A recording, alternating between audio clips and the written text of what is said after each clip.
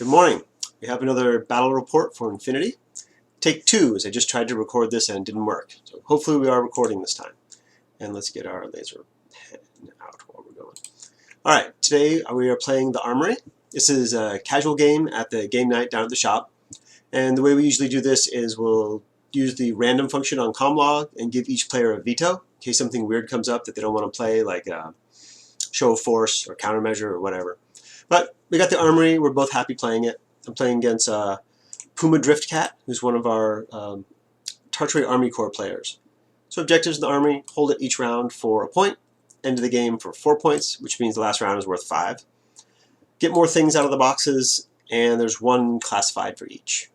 No data tracker or any weird stuff like that. It's great. Normal deployments for Armory, which is panoplies on the corners and an exclusion zone, keeping you from being right on the building at the beginning. This is my list. Remember, it's just casual game night, so often what I do is I look at the board or look at my collection and see things that I haven't played in a while and that I want to play, and then I play them. So we've got Cornac, and also I knew my opponent and the mission before I made my list. Very important, because things like I took Ada partially because I haven't played her much, and because she has viral mines, which are great against veteran Kazakhs. Liberto, he's just efficient. Caliban, engineer. I really like the profile. Afterwards, I thought this probably should have been the chain of command one, since I don't have a slave drone anyway, and if I have Cornac as my lieutenant, the chain of command might come in handy. Got our Q drone, shrouded mine layer. It's the Dazer profile, though.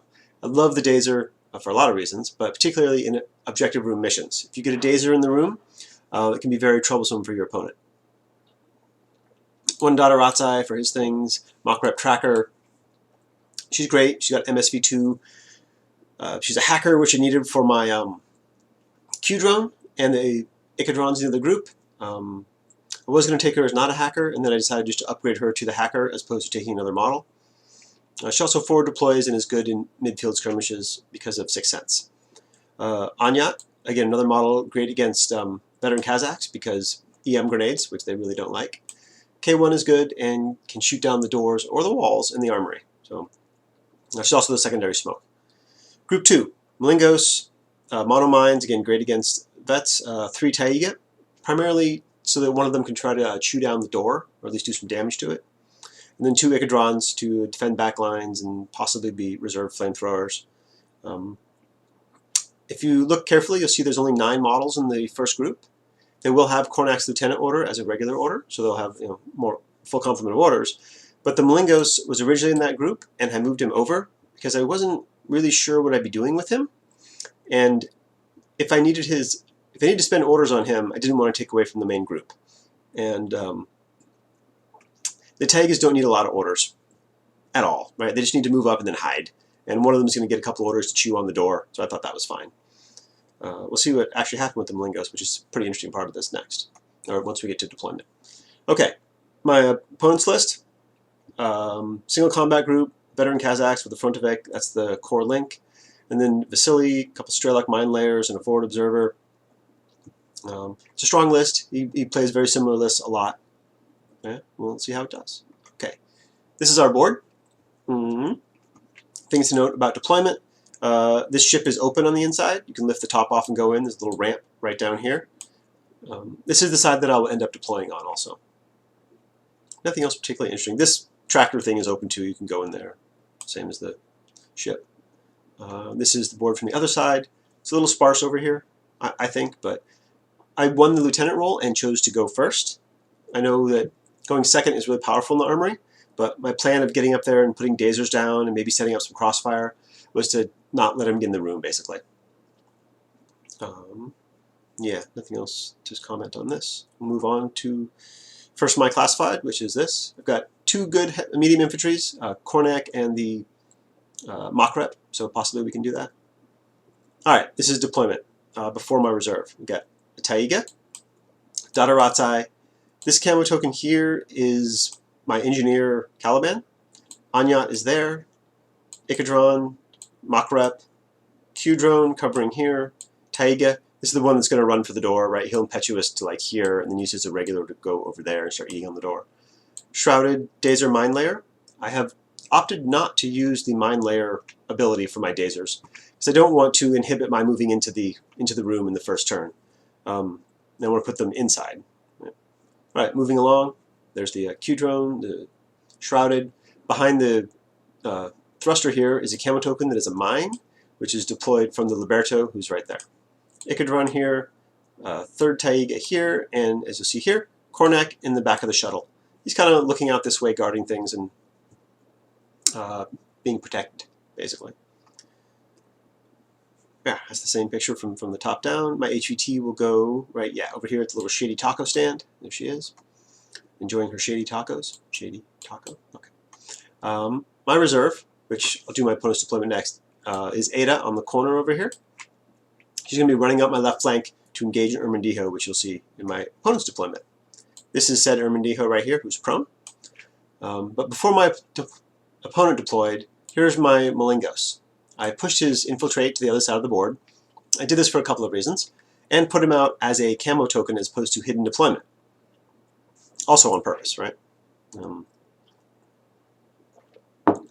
So I pushed him over because I didn't have a good place for him on my side because of the exclusion zone and the places already had camo tokens and such. And his mono mines are really dangerous to these veterans, so I wanted him to be in a place where he'd be significant. So I put him over here, not as my reserve, because I didn't want to have the places I could go be blocked off by mines. And once I'm there, he can't put a mine covering me immediately. You know, you're just not allowed to put a mine inside with another camo marker in its trigger zone with deployment. You can do it as an intuitive attack, but obviously that's not happening now. And I wanted him on the board because, first of all, my opponent's going to have to deal with it. I'm not going to reveal it on his turn and make him do it. So if I was hidden deployment, I was just not going to reveal. And I might want his order for the Taiga. If the Taiga get in a good position, I want to have the order available, or maybe I'll need the order to finish eating the door or something like that. So that's why he's out there. And fortunately for me, he did make the infiltration check and landed right there. So my opponent deploys knowing that, right? He's got a bunch of camo tokens out here. This is, I believe, ends up being an ambush, stray lock, a mine. Then we've got veteran Kazakhs, 1, 2, 3. They all have flamethrowers. Onto the other side of the link. This is the light rocket launcher Frontovic, the AP HMG vet, camo token mine. I think it's mine, ambush, and the camo tokens in there for the guy. And then Vasily will eventually go down as his reserve right there, putting out another camo token. Yeah, it's just more looking at his camo tokens. There's Vasily. Yeah, then we're ready to begin. So first thing that happens is impetuous orders. Taiga runs up, nothing really happens. Taiga in the middle runs up, again, no line of fire. Doesn't run again, because then he would run like around this corner and probably get killed.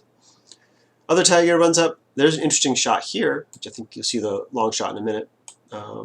Yeah, so long shot here from the light rocket launcher who's standing all the way down to the Taiga. And this was an interesting interaction because there's a camo token on the other side of this little barricade.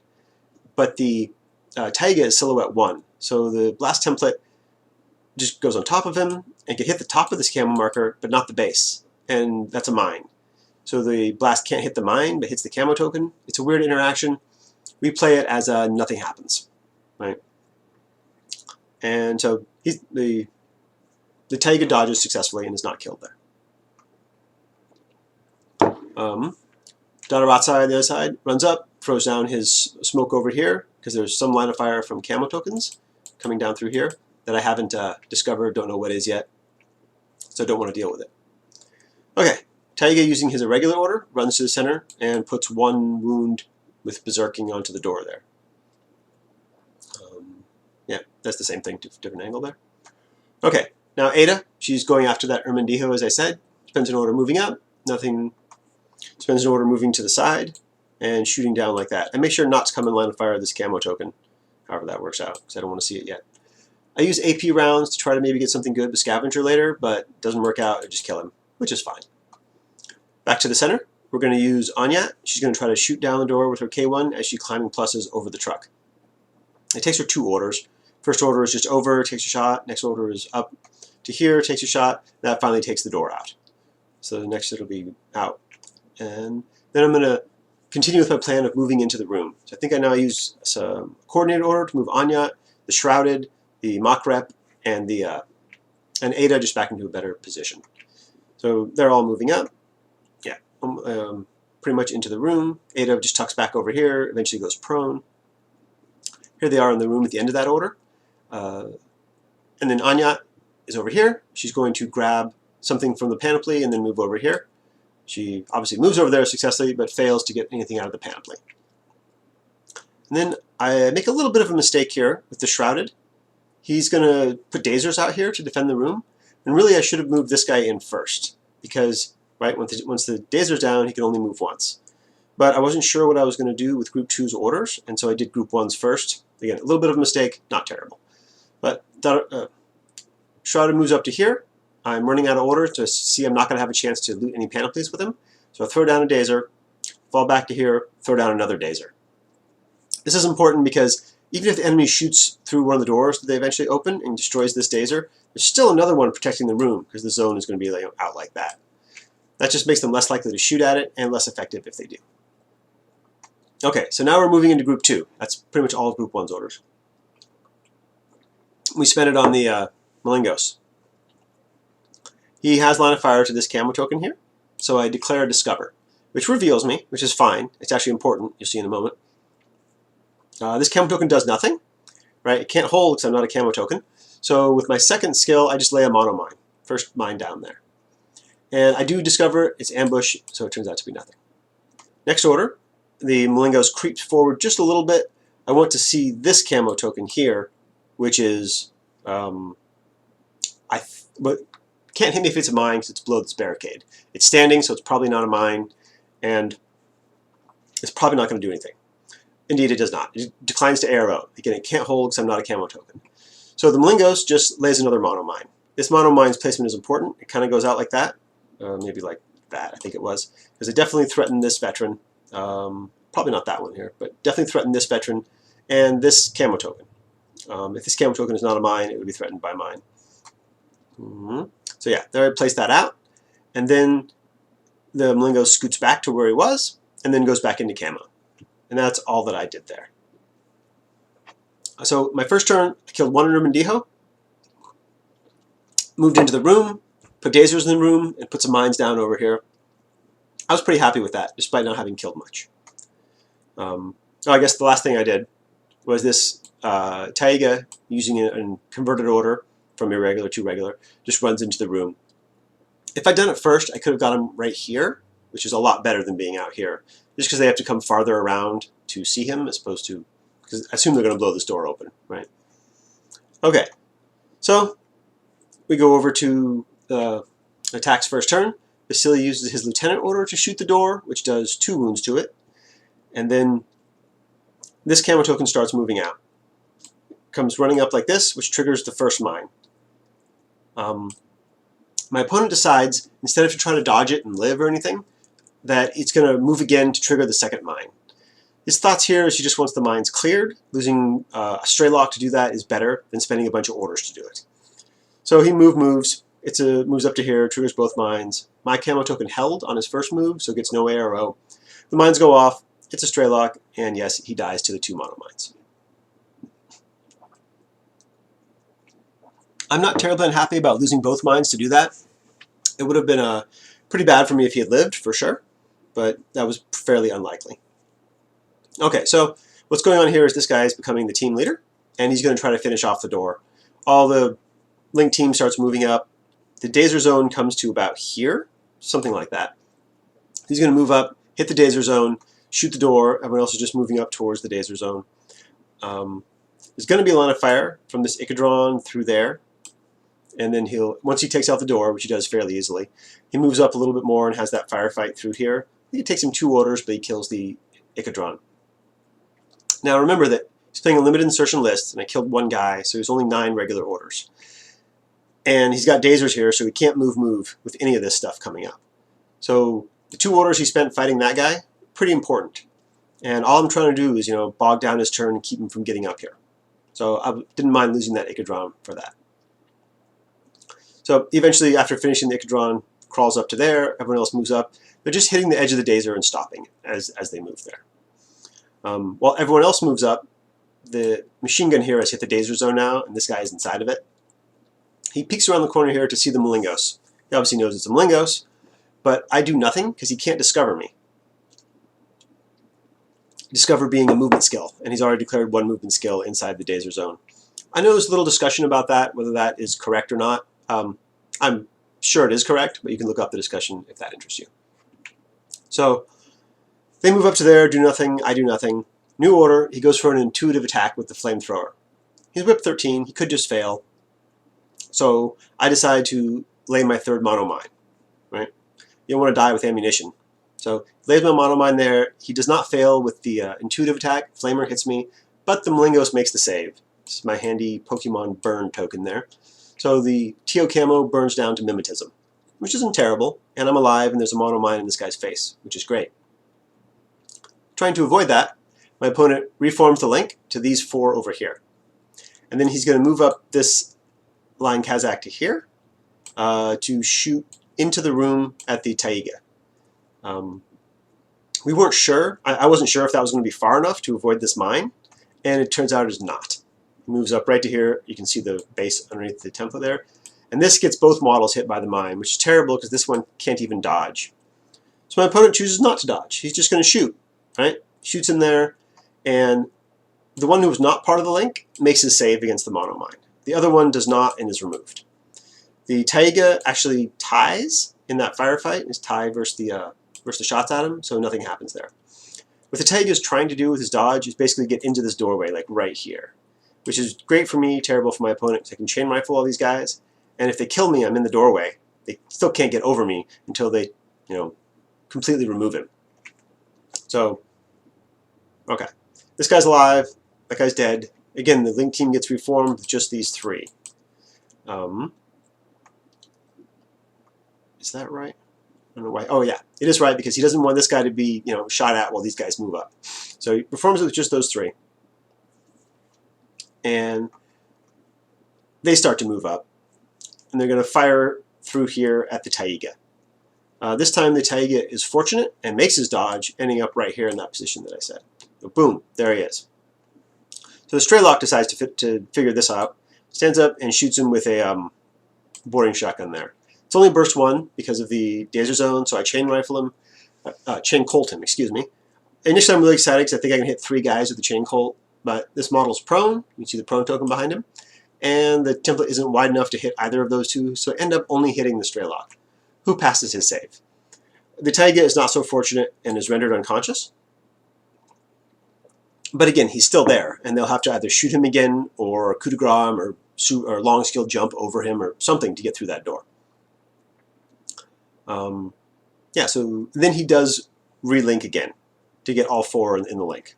That's 1, 2, 3, 4. This being a Straylock who can't link. And that's the front of it over there. Okay, so that flips over to Combined Army turn 2, and I've held the room for the first turn, so score 1 objective point. Impetuous orders. Taiga runs out, puts his chain colt over the Frontovic there, and is, I think, killed by Vasily as he runs through there. But the Frontovic lives. Taiga's just dead. Okay, the other impetuous order was the dot runs up. I think he just moved to get all the way over here. But now I'm deciding what to do for the turn. And when I'm in that decision-making process, the smoke is not down yet. But all the guys are here. And again, all right, Armory, trying to keep them out of the room. And I think the best way to do that is now get this dot of Ratsai up there. Plan is move up, throw smoke like you see it here, and then move through the smoke into close combat with the veteran Kazakh here, allowing me to kill him with my far superior martial arts. Yes, he can shoot me on the way in the first order, right, because of his sixth sense. Is that correct? Because I move in, I'm still in the smoke, he can't see me, he can hold. Now, he never gets line of fire, but I attack, and so he can. I think he can. But he would still be suffering my mimetism and any skills that I used in close combat. He doesn't. That's why I was a little unclear on that. But I decide that's the best plan. Once I'm in there, I can wreak havoc with my chain rifle or more martial arts on these guys. So move up, throw a smoke, spend a couple orders moving in, get to there, walk into close combat. First round of close combat goes fine. I do a wound to the Kazakh. Second round of close combat, the vet Kazakh crits me on a 17 with his heavy pistol, so kills the dot outright. Spent a lot of orders doing that and only wounded him. So that's pretty not good. In an effort to recover from that, Group 2 spends all of its orders on this Taiga, who runs same path, same smoke, into close combat there. And I berserk on him. Unsurprisingly, he kills the Taiga, and the Taiga kills the Kazakh. So I'm down to only a few orders left, and spent all of Group 2's orders doing that. So the Molingos will have no orders this turn. It would have been nice to either go into suppressive fire or to go back into camo. Okay.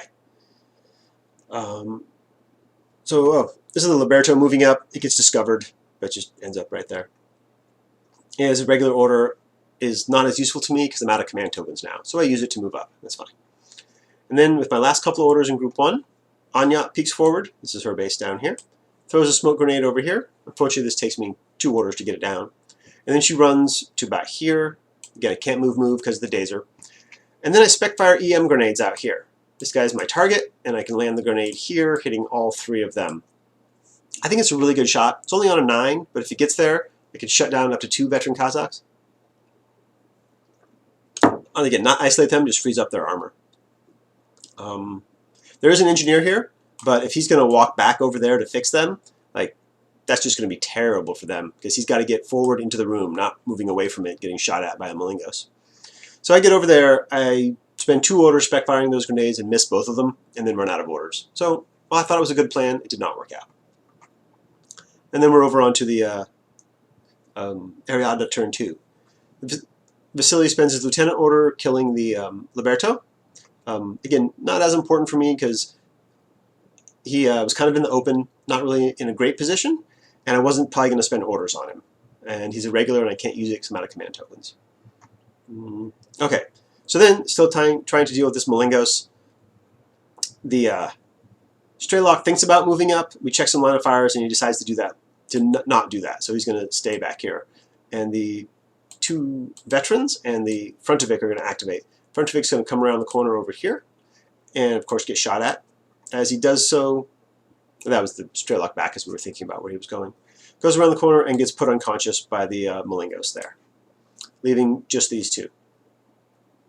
So this veteran Kazakh is going to now deal with these guys, right? Or try. He's going to move forward to here so he can get the Molingos out of cover. And then he's going to use his pistol to split burst 1 there, 1 there. That's because, right, he's in the Dazer, something like that. So he can't fire burst 2 with the Molingos. And he does need to get rid of this guy because it's just slowing him down again to get through there. I thought that firing his rifle at the Molingos at burst 2 would have been stronger than splitting his fire like this. I think it's slightly better odds to kill the Molingos, and it's more of a threat. This is annoying, but you might just have to spend an order on it later, or an order shooting it as you move up. It's not what he does, though. He shoots both ways, and I think that first it does nothing. He actually takes a crit from the Molingos, and he misses the the unconscious Taiga. The second order doing the same thing, kind of moving up here. He does take out this, and nothing happens with the Molingos. I can't remember who won. Someone made an armor shave, something like that. But then he moves into the corner here, inside the room. Anya was here, and again splits his burst 1-on-1. Anya puts a chain colt on him because he's already taken a wound, and if I can do another wound to him, he'll be out of it. But that doesn't work out for me. He kills Anya. Again, nothing happens between the 2 of them, between armor saves and face-to-faces, and he ends the turn right there, which outpoints the Shrouded and scores the Armory on turn 2 for Ariadna. This is the Straylock up here. As we talked about at the beginning of the turn, he now does move up, kind of in a desperate attempt to kill this Molingos, who's just proving unstoppable. And the Straylock fails. You can see this unconscious token next to him there. Gets put down by the combi rifle. Okay, and that's where the Ariadna turn 2 ends. They score the room, flips over to Combined Army turn 3. Here's the mock rep. She, still in the Dazer, she can only move 2 once. So she moves up to here, first move. This puts her within 8 of this veteran, and so I decided to try a Spotlight, because why not? There's no reason not to. Spotlight works, and he becomes targeted, which is kind of relevant, because as I'm staring at the board deciding what to do, this Molingos over here has 2 orders in his group, and he's not getting into the room through all these guys. so we try just to do whatever damage we can with him. And so his first order, he shoots at the targeted guy and successfully kills him. And then he creeps up and does that, right? And then the next order, he's going to walk along this wall here and engage the veteran Kazakh APHMG. He wins that face-to-face roll as well and puts 1 wound onto the vet there. So, being in a strong position here, now that one Kazakh is down, the other's wounded, the enemy's last 2 guys are behind this truck and behind this wall. I bring out Kornak, who walks down over here, where he gets a long, unobstructed fire to this vet Kazakh. It will be through the Dazer, and the Kazakh has mimetism, so I'll be 2 dice on a 14 versus his 1 die on a 16.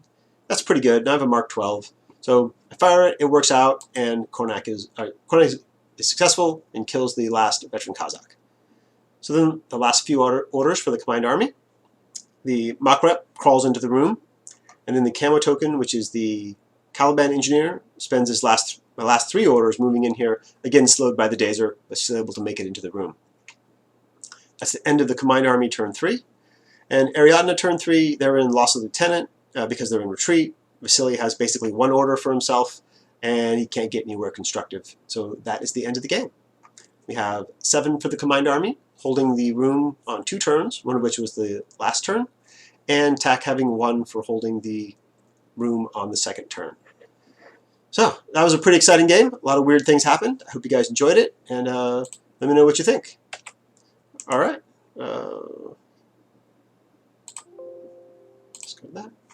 And thanks for watching.